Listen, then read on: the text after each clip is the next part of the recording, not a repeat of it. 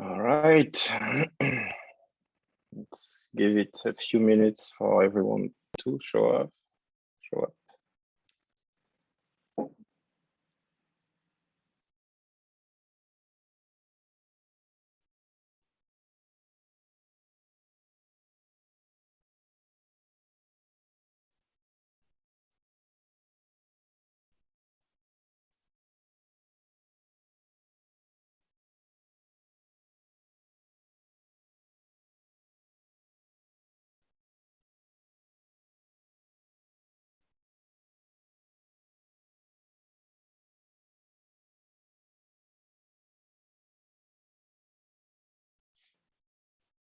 Okay. Another minute. I see people joining. Welcome, everyone.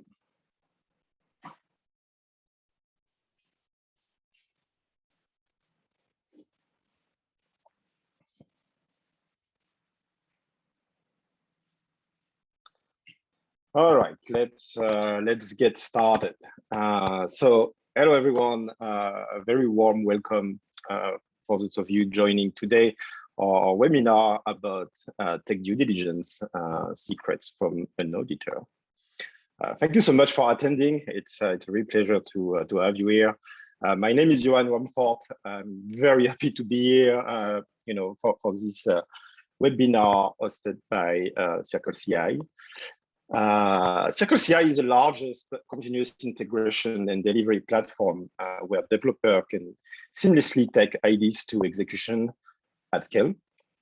It's this webinar is part of a much bigger vision and program of events, really aiming at supporting startup with their growth, both from a technological point of view to a strategic one. So for those of you who have signed up and who are here, we will, of course, during this webinar, go in much detail about, what's Tech DD and so on, but also we will provide you some resources to complement that. So stay tuned on social to see what's coming up, and I will talk about that a bit later in our discussion. We'd love to hear your questions as well. So make sure to use the chat function on Zoom, and we'll get to this question at the end of this webinar. All right. So let's get started with this. Before I start, actually, maybe a quick story. I bought about it was 2009 maybe. I was a CTO in a company in San Francisco and co-founder of this company as well. And my CEO approached me one day, telling me that someone is going to talk to me about technology, but I should not be worried. This is not technical. We were raising funds at this moment. We were raising the Series B. Our Series A actually was raised very early on because there was literally no audit back then because there was nothing. But the Series B was pretty large and obviously there was more scrutiny. So I met this person, and he was actually technical, and basically what that was a pre-screening, right? And then I had another person coming who spent a day with me, and essentially going everything that I've done so far, trying to understand where things are going, how things were built, and so on. This person was actually a pretty famous one. He was the co-founder and former co-founder and CTO of LinkedIn. So I was very excited to meet such, an individual, but also a bit scared because I didn't know, what to prepare really. What should I know that maybe I don't know? There was a huge imposter syndrome there. But eventually everything went fine. But that sort of like left me with the impression that CTOs, generally speaking, or even companies on larger scale are not really not always prepared for the Tech DD process. So that's something I've set myself as a mission to really help as many companies as I can to prepare correctly for this exercise. But maybe let's get back a little bit on my sort of career. So I've spent 25 years, in tech. This company I was mentioning earlier was Sysmic. I started my career as a software engineer and architect. Sysmic, I was CTO and co-founder. Then we sold the company. Eventually, I moved to another company called Stylight, where I was tech evangelist. So very different kind of role. I like to stack my learnings from one position to another. So then I joined Techstars as a managing director, which is essentially a role of investor. We invested in 10 companies per year. So I moved from one side of the table as a founder to the other side as an investor. And part of this, as part of this role, I obviously screened a lot of companies, right? And since I could screen them on the technical side, obviously I did, and I saw a lot of startup, and still seeing a lot of startup being quite unprepared for talking about the technology really. Nowadays, I changed gears, again about a year ago, and so I'm really helping funds to actually perform tech due diligence. So I'm an auditor, but as you can probably understand, my passion is really on the founder side as well. So that's why I really put a lot of efforts in preparing founders for this exercise and trying to transfer a lot of knowledge. You have my contact information on this slide. Don't hesitate to reach out to me on any of those. And let's get started with the agenda. So we'll start with the basics, right? What is a tech due diligence? When will that happen to you eventually? We'll talk about, is it only about technology, or is there something more to it? Then we'll look at the process in practice. When you raise funds and you have to do a tech DD, how will that work? What are the details you need to, or not really details, but topics actually that you need to pay attention to? Finally, I'll talk about these, little secrets from the other side, and we'll talk about how to prepare for this and when to start preparing. So, what is a tech due diligence? It's essentially a risk assessment exercise. So, you might be looking for some funding and receive a term sheet, or maybe you're going through a merger acquisition. You get an offer from another company, or even maybe you have a contract or a partnership with a really large corporation, and they want to make sure that everything on the tech side is okay, essentially, that the risk is limited and very well understood, that in case of investments, that the potential for growth is there, and that you won't spend the next year fixing your tech debt, for example. So it's really about covering a lot of topics, and we'll see those topics later. But really understanding the level of risks the company is exposed to, and what you'll get out of it. Hopefully, you'll get an investment or contract or an acquisition. But I think you can learn a lot through this process, particularly when it comes to preparing for this tech due diligence. Oops. Oh, sorry, my keyboard is behaving. Okay.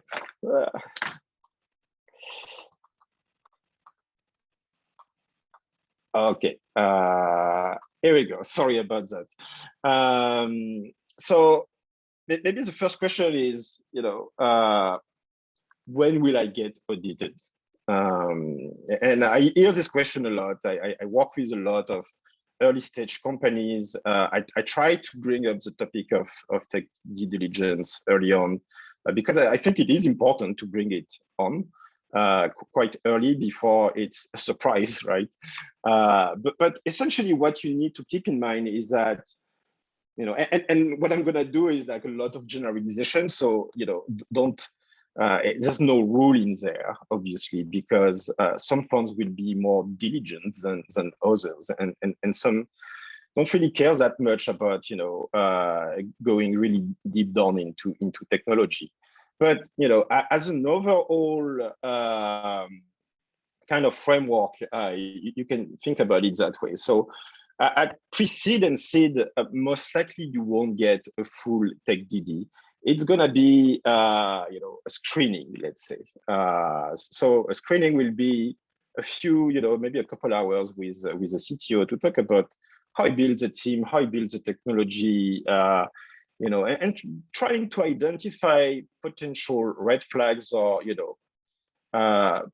issues, so to speak. Those issues can, like, generally, we try to focus on things such as premature scaling. A lot of CTOs and engineers, they love technology and like they love to build things. And sometimes it's not really well aligned with the stage of the company or the product. And so I'm particularly cautious about, is the company is the level of technology at the right stage for the company? So typically for a very early stage startup, most of the time you don't need a Kubernetes cluster and all the fancy things when you don't really have customers and when you don't really have product market fit. So I will look at, is there any premature scaling going on, which can be, detrimental down the line, or anything like that. But it's gonna stay quite on the surface, I would say. Although, all the topics will be covered, but in a very light way. It starts to get more serious at Series A, where most likely you're gonna get a full tech DD at that point.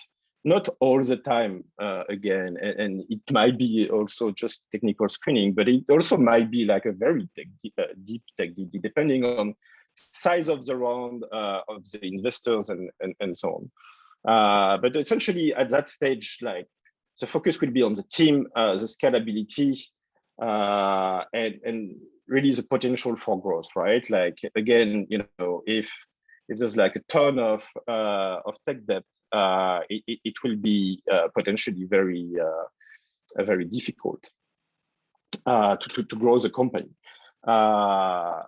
Series B, there's gonna be all the above plus some really deep screening on, process automation. Like, how do you scale really the organization, not only the technology, but the overall organization when it comes to product and technology.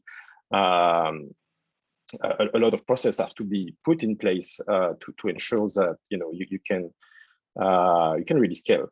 And also, at that stage, you are supposed to have pretty stable code base as well.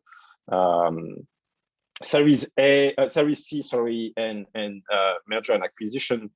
Of course, all the above, plus a lot about like maintainability, security, compliance, where you might get like a black box scan. Black box scan is essentially scanning all your open source libraries to detect if any of them might be problematic in terms of licensing. There will probably be like a source code quality assessment. So like in that form of technical due diligence, generally there's a lot of third party involved. There's going to be like a penetration testing company, source code quality assessment company, black box scan company, and potentially even several auditors. I've worked in such settings in the past as well. Maybe like a caveat, if you are in a highly regulated space such as fintech, health tech, the audit will really focus on compliance, security, data privacy. There will be way more scrutiny around this topic because obviously, there's more risk in those domains. So keep that in mind. So is a tech DD just about technology? Well, no, it is not. It's about kind of, this this triangle of product, tech, and people. To me, technology just, gives you one perspective of the company. I really like to spend a lot of time with the team to understand, what drives them, what kind of engineering culture, and so on. And we'll get back to that in more details. But also, I like to understand how the product and the technology are, intertwined. What are the process that leads to, where you take a feature and bring it to execution? Because those things are really important in making sure that the company is actually executing fast and well. And obviously, it's just not about what you have right now, but it's also about the past. Like where are you coming from? How did you started? How did you build what you built? And of course, the present, what is the current state of the technology in the company? Where do you stand? And the future is really about, is everything ready to scale and to grow to the next phase? So keep that in mind, I think, because to me, the past, for example, inform a lot about the future, actually, and I really like to hear how things have been built with, what kind of mindset is there behind those things. All right. So what are the topics? That's like one of the questions I hear all the time. So what should I prepare for?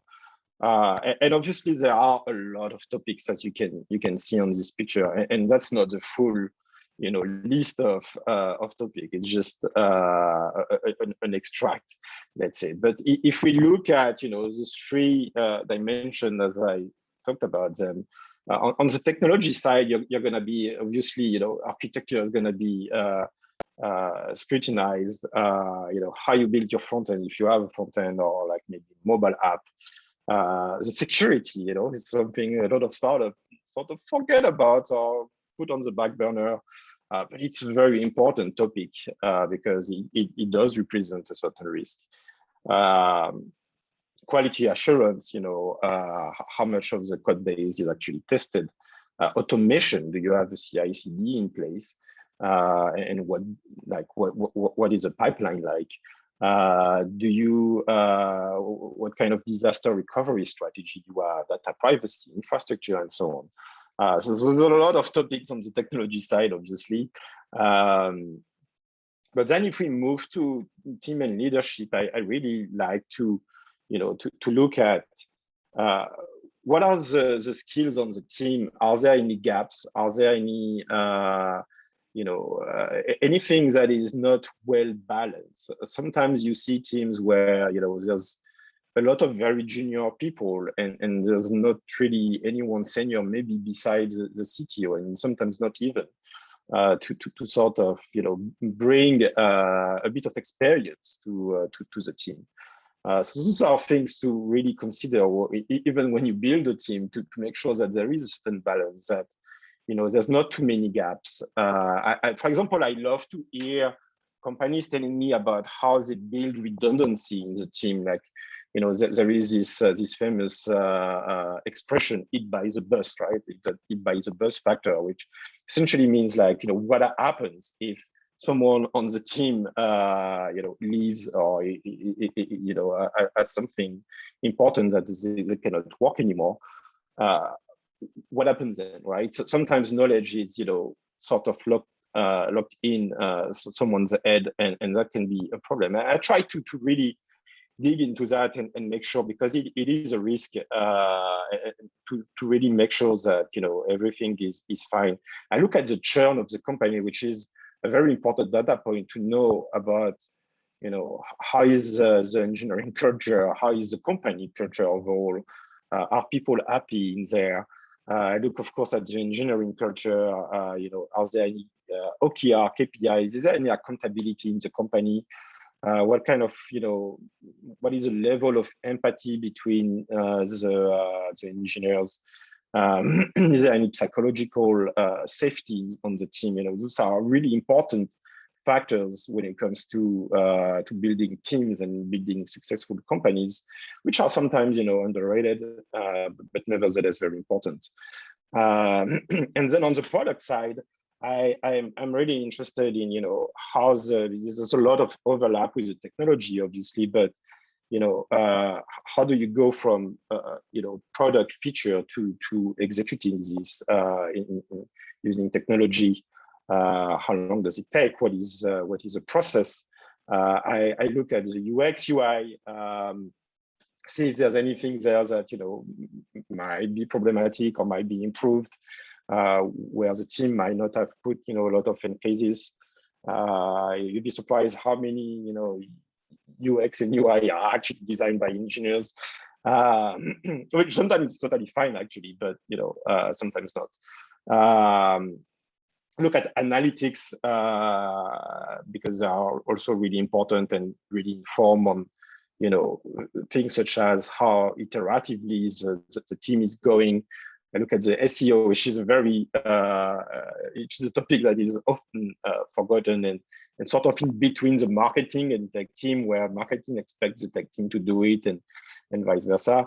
Could be also SEO when it comes to mobile apps, and really how well the product roadmap is aligned on the tech roadmap. So that's kind of a broad overview of the topics. Obviously, there's more to it, and we'll talk about a more exhaustive list that you can get, because I think everyone is sort of very concerned about missing some things there. All right, so now that we cover that, let's look at the technical due diligence process when it comes to when it happens and how it happens. What you need to know is, as soon as things really get started, which means the investors has been so far pretty happy with what he saw and offer a term sheet and says we are going to do an audit, and the due diligence process is more than the technical due diligence process. Obviously, it's going to be about your finances, about pretty much anything, pretty much every work will be done around to see what's going on. But essentially, what you need to remember is that it's a very short time to complete that we have. It's going to be between 2 and 6 weeks, and the reports might be shared or not shared with you. Generally they are shared, but sometimes they might not be. But now when it comes to the actual process, you're going to get an intro call from an auditor, essentially, someone like me, who's going to explain you the process of this tech DD, and start to have a conversation with you. Keep in mind that it starts there, right? The first minute we get to talk, even though it's not going to be called an interview, but more like an introduction.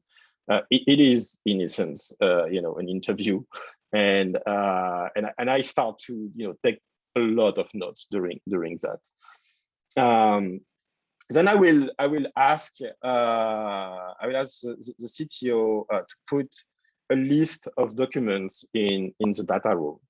So data room is a place where you can, securely share documents with the auditors. So all documents of the company, or a lot of them, will go to a data room. It is very important to always use a data room, and I'll get back to that because I've seen too many CTOs sharing documents through emails. It's a breach of confidentiality, and you should really be aware of that. So just stick to the rule, put the document in the data room. We'll get back to the list of these documents later, but there's a fair amount of them. They are going from diagrams that you should have to sometimes screenshots, like so we might have a screenshot of your CI/CD pipeline or your GitHub tickets, or this kind of things, just to make sure that there's no lies as well in there. And then I start to review the documents, and we'll essentially issue what is called a data request document, which is a fairly large document. And when I say fairly large, of course, it's going to depend on the size of your round and so on, and the stage of your company. But it's going to be between anything between 40 pages to 70 pages of questions, which will cover a lot of topics that we discussed earlier. And I expect the company to send that back to me, in maximum 4 to 5 days, really maximum. Generally, what you want to do is like divide and conquer. You give, you split the document and ask a few team members to help you on that, because it's quite a lot of work. But if you have things well prepared, actually, it will be quite easy. You can complete this document in 1 day. It really depends on your level of preparation. Then I will get to interviews, and during interviews, I will obviously interview the CTO. I will spend, anything from 4 to 6 hours with the CTO, sometimes more, depending on what I find and what are the conversation like with the other team members. And speaking of that, I will generally talk to a product manager, or several product managers if there are several in the company. I will also talk to engineers, and I'm always asking for the list of engineers, and I'm picking, the one I want to talk to. And so you need to make sure that there is a certain, that everyone on the company is aware of what's going on of this process. Sometimes it can be tricky, particularly when it comes to merger and acquisition, where you don't want to disclose to the team. I've seen that, so it's a bit of a game to not say too much. But generally speaking, I think it's good to be really transparent and to tell engineers what they need to expect from this interview. And upon which I will create some reports, not just one. Generally, it's a very large report where I put all my notes, right, like down to really the smallest details of what I've seen. It doesn't only cover the the issues, so to speak. It also covers like what is good, right, inside the company. And I will also issue like an abridged report, an exec summary, so to speak, which should go through everything of the full report, but in a much concise way. Generally, this report will be the one shared with the company. And on top of that, I generally produce also a 100 days document, which is actually aimed at the company to know what they need to do in those next 3 months. What are the topics that they should be focusing on? So that's kind of the overall process that you can expect. So what should you pay attention to during this process, and what are the so-called red flags? I would say anything that is representing a risk, a major risk, will be a red flag. So those could be around topics of security, compliance, data privacy, because obviously if you're using the wrong open source or the wrong libraries, open source libraries with the wrong license, it can be like a GPL license, for example, or if you don't really pay so much attention to data privacy, you have email addresses of your customers going through your logs and things like that. That's generally not really good. And also disaster recovery is very important. What happens if your data center goes on fire? I know that is something that is often underrated by engineers and CTOs, because it doesn't happen often, but it does happen, and that's enough to actually really look at it. But that's not it. There's also a lot of other things that you need to be really cautious of.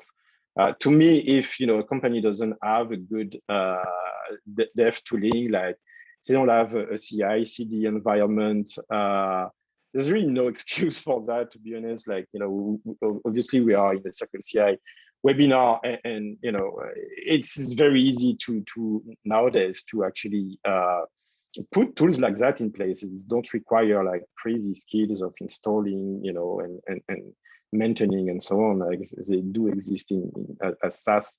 So there's no really good reason to not use them.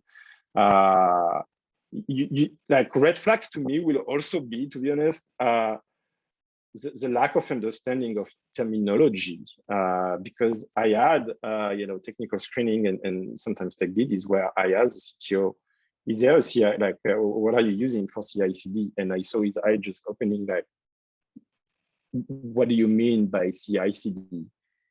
And that gets me really worried, generally speaking. So it's good to be aware of the right terminology and everything that exists. Same way, lack of automation. So when it comes to testing, code quality, and that again is really linked to your continuous integration and continuous deployment environment.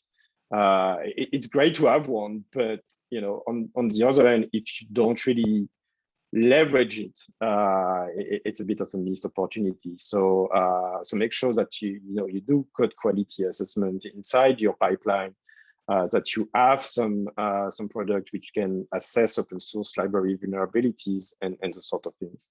And finally, one very big one, and I've seen honestly way too many CTOs not aware of that, is if you have non-commercially viable open source licenses. So if you're using any libraries, that have a GPL license, for example, it's just one, among others, but it can be a real problem, because you're not allowed to use it commercially, because it's viral, and like you are supposed to open source the code that sort of touches it. And if you need to replace it with commercially viable one, it can be can be tricky, let's say. What are the other pitfalls to avoid? Well, as I said, breach of confidentiality is a big one, because it breaches the trust as well, right? Like, it means that the CTO or the team doesn't really understand confidentiality. So again, never exchange document outside of the data room. It goes to the point where, Jenny, during a lot of technology due diligence, the company won't even be mentioned. It will be mentioned as the target. And the project will have a code name as well, just to make sure that, if something leaks, actually, it's not too bad. Be really careful about the time it takes for you to answer questions, and be very responsive. I think it's crucial, because the schedule is really tight, right? Like, as I said, 2 to 6 weeks maximum. It's most likely it's going to be 2 to 3 weeks, to be honest. at least at Series A and B stage.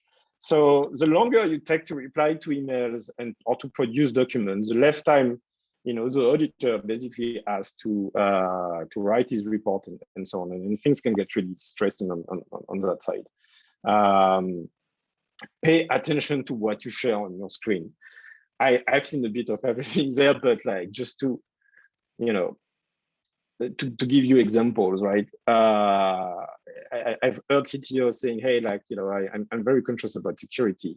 And then they're logging on GitHub and I see a pretty short password and no 2FA, right? Not two-factor authentication, which really, brings some doubts in me, right? And at that point, I realized that, this CTO actually doesn't really understand security and doesn't really apply the basic security practices that he should. So pay really attention to what's on your screen, which things you're going to log on. Make sure that you're logged in before, or that you do have 2FA in place. Or that you don't share, very confidential information that are outside of this technical due diligence. So I don't want to see like, details about customers and things like that really, because they are sensitive and you're not supposed to share them.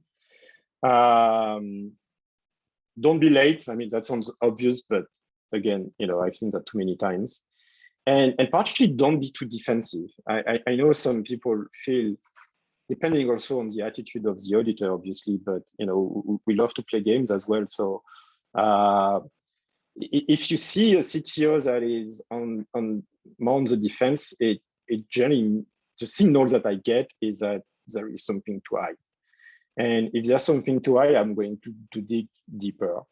And generally, I like to be a good rapport with the CTO. I love CTOs. I used to be a CTO, but I don't like when things are difficult to extract. When you make my work more difficult than it should, and that I can feel something is not totally right.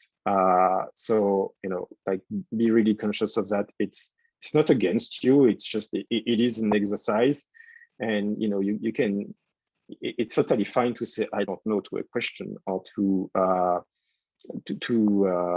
reply to maybe if you have a pushback, to reply with humility and just say that yeah, we know, but we are going to work on that. So what about the secret that I was alluding to in the title? Well, the first one I already gave it away. It's that you are audited from the first minute you're talking to the auditor. Really keep that in mind. We are pretty good at spotting lies and inconsistencies, and we have to navigate a pretty large corpus of document and of conversations, which also make it very difficult for you to actually, if you do lie, to make the lie consistent across all those things.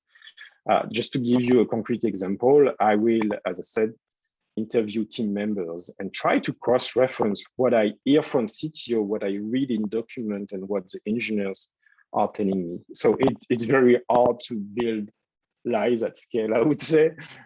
So the general, advice here is just don't do it. Try to be as consistent as possible. If you tell me in the data request document that 50% of the code is covered by unit tests, which is not a lot, but whatever. I see that all the time. And during interview, I hear, oh, it's like around 35%. So that to me, there's a discrepancy there, and like something has to be looked into a bit more carefully. Again, look at everything that you we look at everything you share on screen. It will be your bookmark bar. It will be anything that we can see. We'll take notes on that. We know how to build trust, and that sounds really manipulative, and I think it is. but it's also the role of the auditor to extract information. So we might apply some techniques from negotiation field to build a rapport, right? When I was talking about CTOs who are defensive, somehow a lot of us know how to make them less defensive and more on our side and be really friendly. It doesn't mean that we are friends. It just means that we want to access the information. So just keep that in mind. I'm generally very friendly though, like with and not on a manipulative level with CTOs, because I do respect the role of a CTO a lot, and what kind of risks they take and so on. And I will always be very transparent with them as well. And I think a lot of people in the field are. So I'm not hiding anything. I would, if I'm being asked, about what's going right and wrong, I will tell it. Another thing is that you can really get away with a lot if you have a plan. And if you know what you're lacking, that's also very important. Where I get more anxious is when I see CTOs who don't really know that they're lacking a particular, skill or that they don't really care about a particular topic, and they don't really have a plan for it. So if you tell me like, hey, look, security, we know it's not it's not good right now. It's a topic that we put on the back burner for too long, but we do have a plan for it. We know it's important. We are going to have a pen testing coming up on that date with this company. We are going to take those measures. That is reassuring to me. So there's a lot you can get away from if you know what you're doing, essentially. And again, we take notes on attitude, lack of details and response. If someone is being very vague, that will trigger my curiosity, because I know most likely they might either they don't really know what they're talking about, and I want to make sure that they don't know, or they're just plainly lying to me by being vague. We look at the body language. We look at what kind of words are used. It might sound obvious, but like, be careful about your language. I had CTOs cursing, and using full words, because I think they were feeling comfortable during the interview, and like they felt so comfortable that the language, sort of was not actually really right for the situation. So to make sure that you stay really professional there. A few bonus secrets. How to delight an auditor? Well, a lot of things we already covered, but like, be really responsive to their request. Admit when you don't know something, and don't try to cover it up, because eventually you will find out that you don't know it. So it's much better to say right away, hey, that thing I don't know, like I need to look into it. I need to find support on it. Do you have any suggestion? You can ask questions to editors as well. If you have an ISO 27001 SOC 2 Type 2 certification, it's generally better for us because it's less work, and it means that you are conscious of topics such as data privacy, data security, compliance, and all those things. Even if you're not aiming to actually get the certification, I think it is a really good exercise to look at the requirement to get the certification. Certification gets, it takes anything between 3 months and a year to actually get. So it's a long process. It's an iterative process. But if you get prepared for it, it's already a very good sign that, if I ask you about, SOC 2 Type 2, you're like, oh yeah, we're actually looking into this.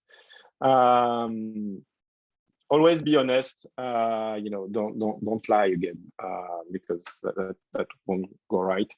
And be well prepared.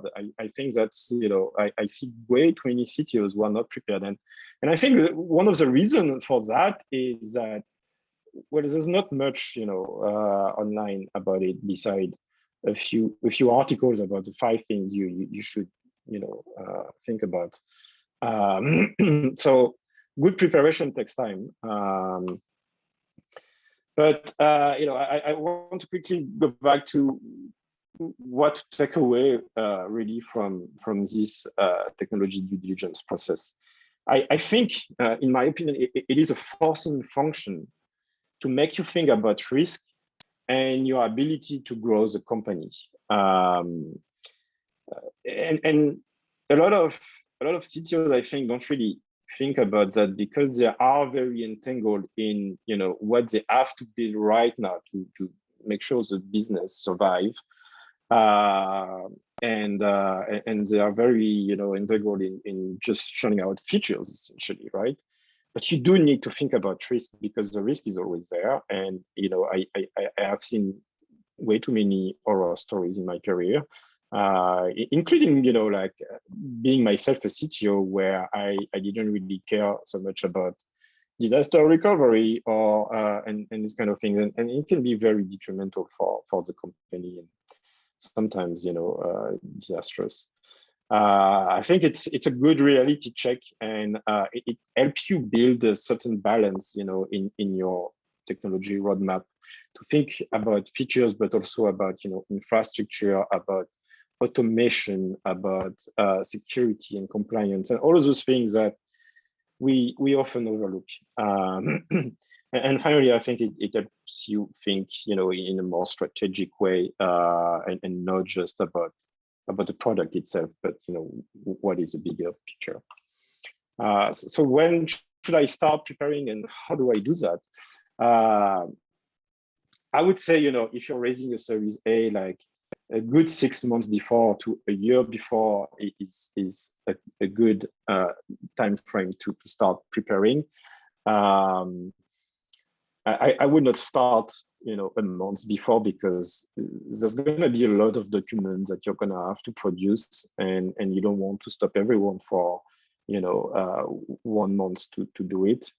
The good news is that together with CircleCI, we're going to give you access to a Tech DD guide, which I'll talk about in a bit. But essentially, the guide will go, integrate details into how to prepare. What are all the topics that you have to cover? What is a list of documents that you need to prepare for the data room? And it's quite an extensive document, and to quite sometimes to prepare. But we are really proud to bring that to you really soon. Also, feel free to get in touch with me. I can definitely help you preparing. We can run preemptive technology due diligence. I can evaluate the progress being made, and obviously coach the CTO and team as well. So that's the guide I was talking about. It's a guide to surviving tech due diligence, and it will be you will get access to it really soon. It's going to come to your inbox, but yeah, in the coming weeks, let's say. So now let's take a few questions. All right, so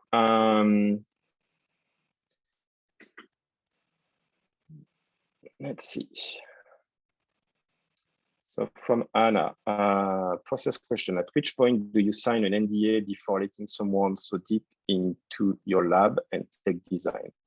Well, I think you are already in talks for quite some time with investors. You have a term sheet ready, and you have NDAs in place. Normally at this point, you don't sign an NDA with me, by the way. I do have an NDA signed with my client, which is generally a fund, and so from that moment on, it's covered. I think confidentiality is very crucial. Obviously, try to make sure that there's nothing that can go wrong. Yeah. So and there are even things like maybe one question related to that, because I've heard it a lot from CTOs and also from funds actually, which is, do you actually review the code? And my response is generally no, but it depends. No, because there's way too much code to review, to be honest, to do a code review. But what can happen though is that there's a third party involved which will actually perform a code review, right? But and the reason for that it's third party is that you need to make sure that the code is safe, that it is air gap server, and everything in place, which I don't really want to do because it is very touchy in terms of confidentiality. Will the slides be shared afterwards? Yes, they will. That was an easy one.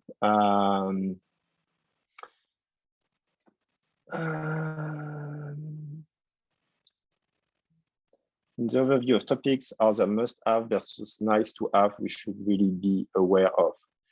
I mean, I think it's really about striking balance to me, and maybe that's the biggest feedback I can have, having seen quite a few companies, is that generally there is an imbalance in the company where a lot of things will be done right and a lot of other things won't be done right. And I'd rather see things done at a more equal level. So if you totally dismiss security, but you do have like a great team, data scientists and so on, but it's going to be a problem, right? It's the same that I've seen sometimes companies where like the data science is great, but not the engineering, like the software engineering department, because there might be a bias from the CTO or whatever. Be really aware of the bias you have as a CTO, I think is a very important thing, because we do have them, right? And also, I think another part of it is really communicate with your CEO. Even sometimes do workshop on that, because I think it is very important for your CEO to understand that developing technology is not just about building features. It's about a bunch of other things that you need to take care of. It's about running your infrastructure, building automation, making sure that everything is secure, that if your data center goes on fire, that there is a disaster recovery plan and all of those things. So yeah, I hope that answers the question. Is there a format you use for this document? I'm not sure I understand this question, but maybe you allude to the data request document, in which case, it's a Word document or a Google document, and there's a lot of sections into it covering all the topics. So that's kind of the format. It is not available, but because obviously it's my intellectual property, but in the guide that will be soon published together with CircleCI, you will have a lot of questions that are asked in this document will be covered in there. Alfredo said security is a double-edged sword. On the one hand, it is a risk. On the other, it does limit execution capabilities of the team and the opportunity to really scale at the speed investor might want. Is there red flags such as too much security limitation in place? Not sure I understand what is too much security limitation, but I think it's a very good point, Alfredo. Again, it's about balance, right? If you put like all your efforts on security because you have a strong bias, for security, you might come from this background, and you're so obsessed by that you sort of forget the important thing on the other part. That would be for sure an issue. But on the other hand, if you don't think about security at all, that's also going to be a problem. Also company-wise, right? Because you can get hacked. I mean, we see that every day. There's a lot of things happening, and more, I would say, a lot of ransomware and whatnot. So I think a lot of CTOs think that because the company is still small, that they won't be a target. I don't think it's really the case anymore, and particularly when you are raising funding. And you get on the news, you become a target because malicious actors know that you have money now. So I'd be really careful about that, right? All right, maybe the last one from Tim. You mentioned GPL licenses. There are situations of use where GPL license software is legally permitted, even without sharing code or without virally injecting, infecting other code. But are you saying that any use, even legitimate use, is likely to trigger concern? No, that's not what I'm saying. I'm saying if you use the library in the wrong way, that's going to be a problem. Obviously, we know that you're running Linux, which is GPL, and you might be using some libraries in a way that doesn't contradict the license. Now, you might also use them in the wrong way, and that's what we're going to look into. So if I see that there are GPL license, I'm not gonna raise red flag because I'm gonna ask questions.